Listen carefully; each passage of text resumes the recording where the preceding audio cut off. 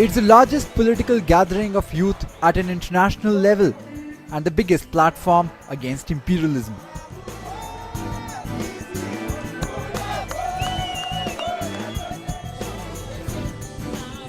It's perhaps the only place where people from the other world find a voice.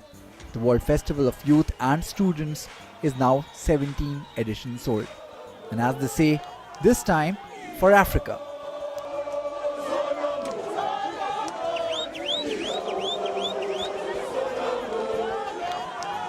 Over 15,000 delegates from more than 130 nations, the Rainbow Nation has become a melting pot of sorts. And of course, they're discussing their stories and ideas on how to tackle their struggles. In the beginning, though, there were barriers, cultural, linguistic. The only common thread binding all was the festival's motto: let's defeat imperialism for a world of peace, solidarity, and social transformation.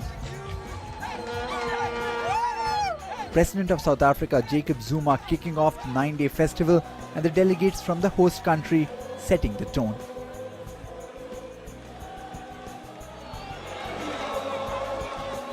The Solomon Song, in memory of a revolutionary who fought against the apartheid regime, unofficially became the anthem of the festival.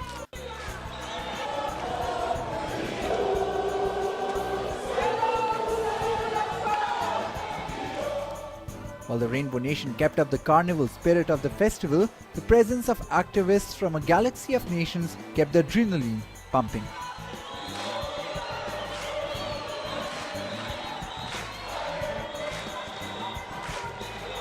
The Cubans were perhaps the most popular delegation at the festival.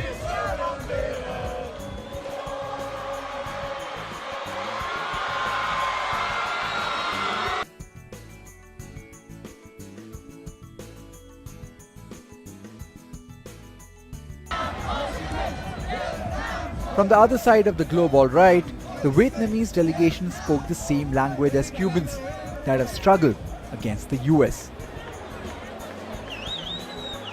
Even the otherwise isolated North Koreans are out parading, and their demand for a unified Korea has found legitimacy here.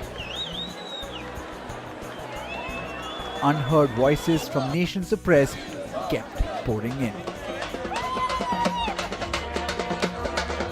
This forum gave breathing space for nations to look into not only the issues that concern them at a global level, but also to glance inwards towards domestic policies that stifle inclusive growth. And under the watchful eyes of these men, there is never any dearth of inspiration.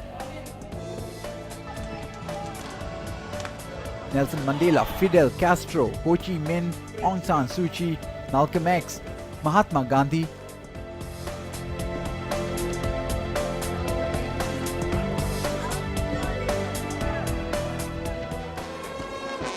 and well, for some, even Rahul Gandhi.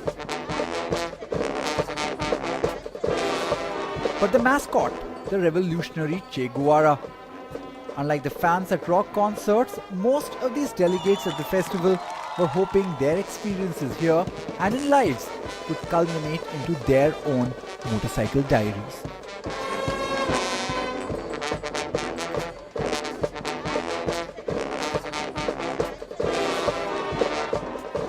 And almost immediately, the delegates were down to business. With over 70 seminars in 7 days, an opportunity to get a glimpse of social, political and economic challenges across the globe. The discourse revolved around capitalism, raising questions on development for whom. And this happened to any Indian in the United States. I am sure in 24 hours, United States will have made sure that India has been extradited from India. In this space, the idea was to get the youth involved with the changes, to dig deeper into conflict between nations over natural resources, to synergize voices that will engage for the rights of the oppressed and marginalized communities. And a platform to once again get the international community's focus on regional disturbances, like Israeli oppression in Palestine. The Palestinian delegation using the seminars to argue their position in the conflict, and outside the seminar rooms using innovative methods of getting their protests registered.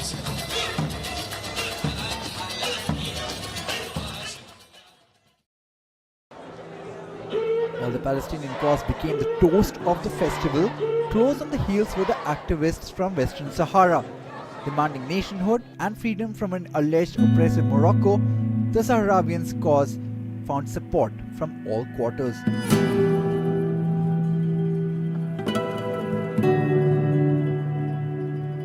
The elaborate exhibition of Moroccan brutality through photographs and work of art, and a perennial display of their cultural identity, gave their cause legitimacy, perhaps for the first time at this scale.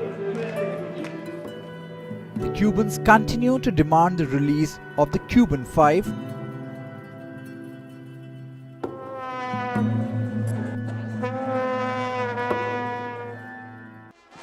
while delegates would spend the days exchanging ideas. Evenings meant a return to the carnival mode, from local musicians creating the African beat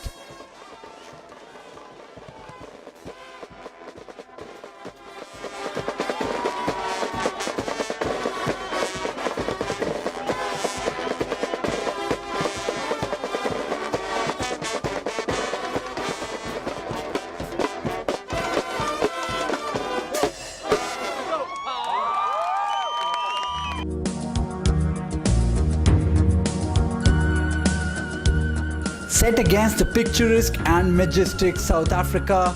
This is one of the biggest youth festivals in the world.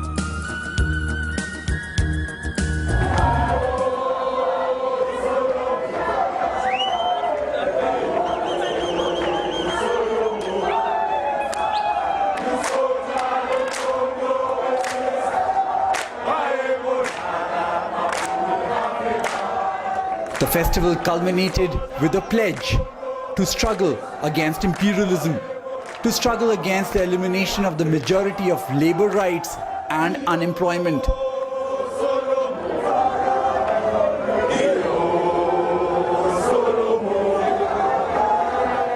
Struggle to end all abuses and discriminations on the basis of gender, race, or caste. Struggle against unequal development and the division of work in the capitalist system. Struggle against the unbridled exploitation of the planet's natural resources and destruction of environment. To condemn the imperialist economic policies, interventions, and occupations that have produced millions of immigrants. To struggle in the defense of the rights of the immigrants in work, education, social services. No human being can be illegal. Struggle for education as a universal human right. Struggle against privatization of education. Struggle against children being abused and forced into military operations, prostitution and drug trafficking, the increasing number of street children. To struggle against the exploitation of man by man.